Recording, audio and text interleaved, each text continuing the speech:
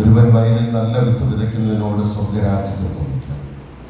ആളുകൾ ഉറക്കമായപ്പോൾ അവൻ്റെ ശത്രുവെന്ന് ഗോതമ്പിനിടയിൽ കള വിതച്ചിട്ട് കടന്നുകളാണ്. ചെടികൾ വളർന്ന് കതിരായപ്പോൾ കളകളും പ്രത്യക്ഷപ്പെട്ടു. വേലക്കാർ ചെന്ന് വീട്ടുടമസ്ഥനോട് ചോദിച്ചു, യജമാനനെ, നീ വയലിൽ നല്ല വിത്തല്ലേ വിതച്ചത്, പിന്നെ കളകൾ ഉണ്ടായത് എവിടെ നിന്ന്? അവൻ പറഞ്ഞു, ശത്രുവാണ് ഇത് ചെയ്തത്. വേലക്കാർ ചോദിച്ചു, ഞങ്ങൾ പോയി കളകൾ പറിച്ചു കൂട്ടട്ടെ? അവൻ പറഞ്ഞു, വേണ്ട. കളകൾ പറിച്ചെടുക്കുമ്പോൾ അവയോടൊപ്പം ഗോതമ്പ് ചെടികളും നിങ്ങൾ പിഴുതുകളാണ്. കൊയ്ത്ത് വരെ അവ രണ്ടും ഒരുമിച്ച് വളരണം. കൊയ്ത്തുകാലത്ത് ഞാൻ കൊയ്ത്തുകാരോട് പറയും, ആദ്യമേ കളകൾ ശേഖരിച്ച് തീയിൽ ചുട്ടുകളയുവാൻ അവ കെട്ടുകളാക്കി വയ്ക്കുക. ഗോതമ്പ് എൻ്റെ ധാന്യപ്പുരയിൽ സംഭരിക്കും. വേറൊരു ഉപമ അവൻ അവരോട് പറഞ്ഞു, സ്വർഗരാജ്യം ഒരുവൻ വയലിൽ പാകിയ കടുകമണിക്ക് സദൃശം. അതെല്ലാം വിത്തിനേക്കാൾ ചെറുതാണ്. എന്നാൽ വളർന്നു കഴിയുമ്പോൾ അത് മറ്റു ചെടികളെക്കാൾ വലുതായി ആകാശ പറവുകൾ വന്ന് അതിൻ്റെ ശിഖരങ്ങളിൽ ചേക്കേറാൻ തക്കവിധം മരമായി തീരുന്നു. മറ്റൊരു ഉപമ അവരവരോട് ചെയ്തു. 3 ഇടങ്ങഴി മാവിലത് പുളിക്കുവോളം ഒരു സ്ത്രീ ചേർത്ത പുളിപ്പിന് സദൃശമാണ് സ്വർഗരാജ്യം. ഇതെല്ലാം യേശു ഉപമകൾ വഴിയാണ് ജനക്കൂട്ടത്തോട് അരുളി ചെയ്തത്. ഉപമകളിലൂടെ അല്ലാതെ ഒന്നും അവരോട് പറഞ്ഞില്ല. ഞാൻ ഉപമകൾ വഴി സംസാരിക്കും, ലോകസ്ഥാപനം മുതൽ നിഗൂഢമായിരുന്നവ ഞാൻ പ്രസ്താവിക്കും എന്ന പ്രവാചക വചനം പൂർത്തിയാകുവാനായിരുന്നു ഇത്. കർത്താവിന്റെ സുവിശേഷം. ക്രിസ്തുവേ അങ്ങേക്ക് സ്തുതി.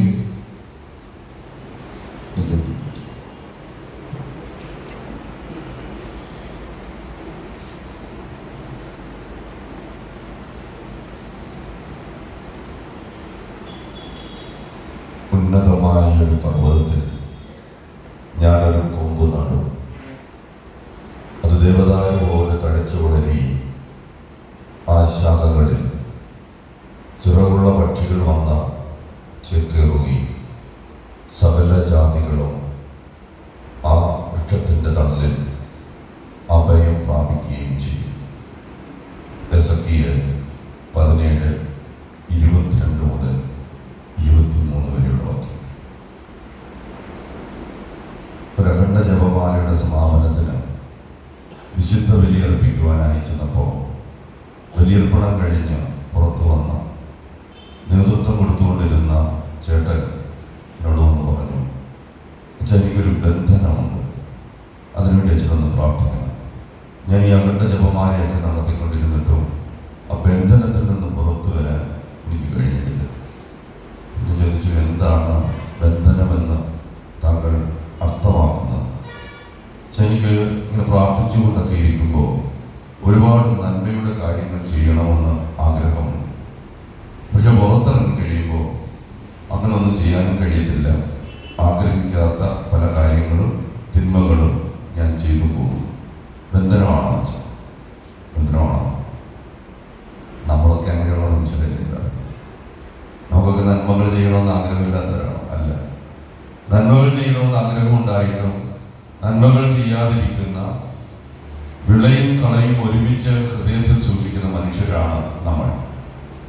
എന്തുകൊണ്ടാണ് ഈ ബന്ധനമെന്ന് അദ്ദേഹം സൂചിപ്പിച്ചതെന്ന് പിന്നീട് എനിക്ക് ചിന്തിച്ചുകൊണ്ടിരുന്നപ്പോൾ മനസ്സിലായി. എന്താണ്? പൗലോസ് അപ്പോസ്തലൻ പോലും സ്വർഗത്തിന്റെ 7ാം നില വരെ പ്രാർത്ഥനയുടെ സമയത്ത് ഉയർന്നുപോയ മനുഷ്യൻ പോലും പറയുന്നു, ആഗ്രഹിക്കുന്ന നന്മ ചെയ്യാൻ കഴിയാതെ ആഗ്രഹിക്കാത്ത തിന്മ ചെയ്തു പോകുന്ന ദുർഭകനായ